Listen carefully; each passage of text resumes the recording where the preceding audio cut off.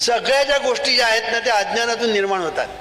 आणि म्हणून ज्ञान हा सूर्य आहे आणि ह्या सूर्य हा खरा सूर्य नारायण आहे. आणि म्हणून ज्ञानाला पर्याय नाही हे मी नेहमी सांगत असतो. आज जगामध्ये कुठेही जा,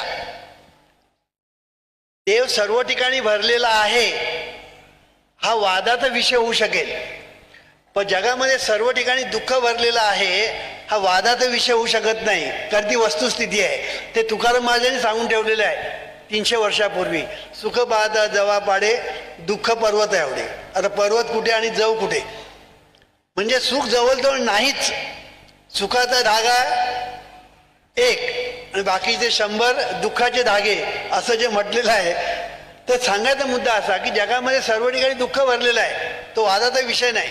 काय भरलेला आहे? त्याला एकच कारण, अज्ञान. दुसरं त्याला कारण नाही.